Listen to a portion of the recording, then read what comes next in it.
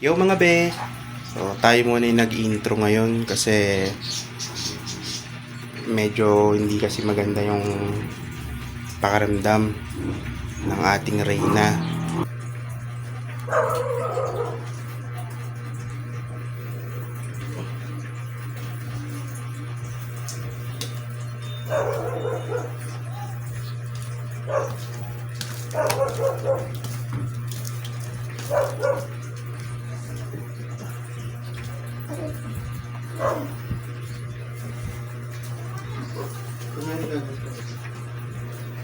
Kasi di ba umpisa ang vlog natin na ganito ka.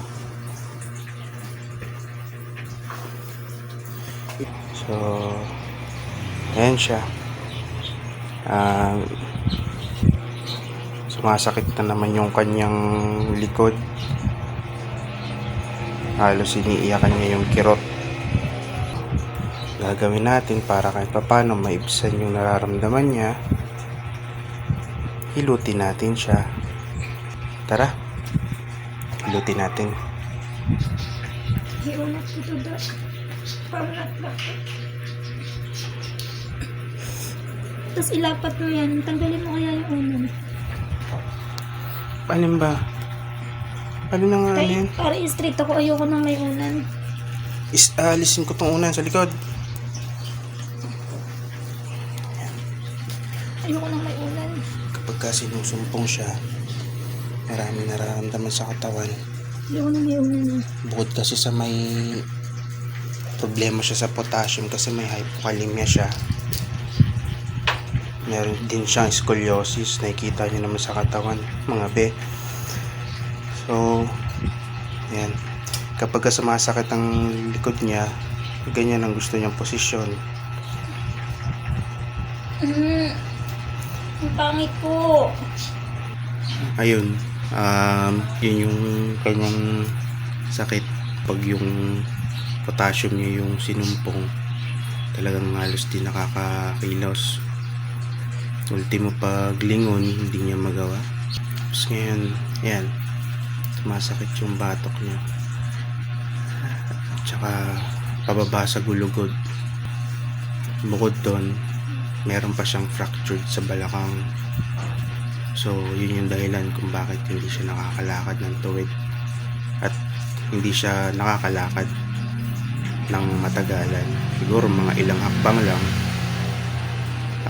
ayun, hirap na siya maglakad. Ipapahinga na siya kasi sumasakit na yung balakang niya. Yun yung mga ilan sa mga sakit niya. Pero awa ng Diyos, ayan, nakakakilos pa rin siya kahit papano. Lutin natin siya ng gamit ng cutting.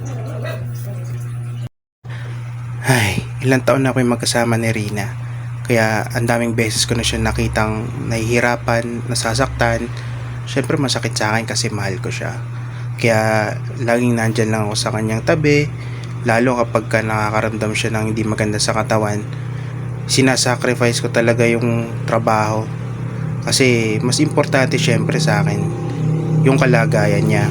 Sila nga yung dahilan ko bakit ako nagtatrabaho, 'di ba? Kaya kung may mahal kayo sa buhay na meron ding sakit, see to it na nandiyan kayo lagi para sa kanila. Kasi kahit papano sa ganoong paraan, mas maiibsan yung nararamdaman nilang sakit. Yung maramdaman lang nila yung presence mo, yung sila yung priority mo, at syempre samahan ng pagdarasal, makikita mo mas madali silang gagaling. At yun lang mga be, maraming salamat sa panonood. At sana huwag kayong magsawang manood sa mga long videos and reels ni Rina.